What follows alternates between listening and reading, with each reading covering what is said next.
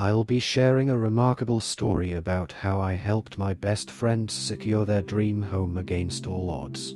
After spending 5 years renting a rundown house at a frozen rate, they were ready to buy, only to face a greedy new owner who raised the price. With their family's future on the line, I devised a plan to make the house undesirable to potential gazumping. Gazumping occurs when an agent or seller accepts an offer you make to buy a property at an agreed price but the property is sold to someone else. This usually happens when the vendor sells the property for a higher amount. This happened 15 years ago and it is one of the proudest moments of my life.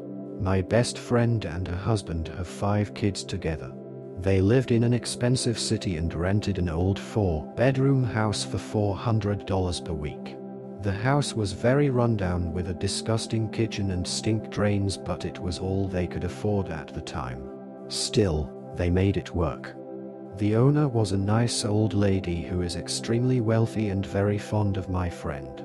She froze the rent for 5 years and promised to let them buy the house once they had saved enough to get a loan from the bank. As she had helped other people in a similar way, they knew they could trust her and so they saved every cent they could. It took them 5 years but they finally told her they were ready. 2 days later, the nice old lady passed away, before anything was put in writing. Enter the new owners. The lady's 4 children, each extremely wealthy in their own right. They inherited a huge portfolio of properties. When they first spoke to my friends, they assured them that the sale would still go through but they would have to wait until probate had settled. Confident, my friends started making some changes to the place. They started by stripping wallpaper, painting and making plans. Finally, probate was settled and the owners agreed to go ahead with the sale for the previously agreed price. My friends applied for the loan but to their shock, it was refused. The owners had raised the asking price by $80,000 without telling my friends. To make things even worse, the house would be put on the open market. In 7 days there would be an open house and, with the market the way it was, it would probably sell immediately. My friends were devastated. They might be able to borrow enough but it would take longer than a week to get. To make matters worse, property prices had soared recently and rents had gone up a lot whilst theirs had been frozen.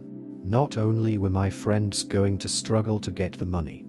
If the place was sold to someone else and they were asked for a higher rent or were evicted, it would be nearly impossible to find an affordable place with more than 2 bedrooms. I was scared for my friends but I was also incandescently angry. Those greedy sods were some of the wealthiest people in the city. They were screwing over a struggling family for less than $20,000 each. They didn't need the money. It is pure greed and it was obvious that they'd always planned to do this. So while my friends scrambled to come up with the money, I started plotting. I looked up advice on what helps to make a sale. We needed to make the place as undesirable as possible without making my friends look like bad tenants. We moved all the furniture in from the walls, added some extra furniture and borrowed ornaments and hung a load of motorcycle memorabilia on the walls. The place felt smaller. My friend boiled a head of cabbage on the stove and we sprayed ammonia around the front and back doors because it smells like all the neighborhood cats had been marking their territory. We also poured 24 rotten eggs down the drain to make it smell like sewer gas. We obtained a moldy old couch and dumped in front yard of the neighbor across the road, with permission of course. We started calling friends for help. Anybody with a loud and crappy car was asked to do a few laps in front of the block during the open day. The street was unusually busy that day. Everyone we knew found a reason to drive by. It was practically rush hour.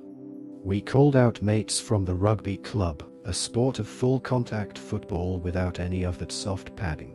A big portion of our club are very large men. The next door neighbor set up a barbecue in their front yard and we offered free food and cheap beer. They came on motorcycles, wearing their roughest gear. There was quite a crowd. A lot of people showed up for the open day. Quite a few were in and out within minutes. One lady sat in her car and watched the party next door before driving away. The one bloke who stayed any length time was brave enough to start up a conversation with someone leaving the party. He asked if they were often there and was told every couple of weeks or so. They have an after-party morning and the party the night before was free doors up. The party-goer also helpfully mentioned the troublesome drains that are always getting blocked by tree roots and stinking up the place. The potential buyer left without making an offer. So my friends were the only ones to make an offer. They still had to pay more than they'd planned, but not as much as the greed bastards wanted. My friends signed the papers and paid the deposit that day. So when the brave buyer put in an offer of $30,000 more than my friends, there was nothing the owners could do about it. Strict anti-gazumping laws. I would have loved to see the owners' faces when they found out. For all the people who were saying they had cheap rent. They didn't. $400 was the rent in 2004, and that was pretty high back then. By the time the lady died, average rent for a house that size had only gone up by about $40. Nowadays, 4-bedroom houses in that area go for approximately $800 per week. In conclusion, this story illustrates the power of friendship and community in the face of adversity. It highlights how one person's determination and creativity can make a significant difference in someone else's life. The clever tactics employed to deter potential buyers not only helped secure the home for the family but also served as a reminder that sometimes, standing up against greed requires thinking outside the box. Ultimately, this tale is a testament to the strength of bonds forged through shared struggles and the incredible impact of looking out for one another in challenging times.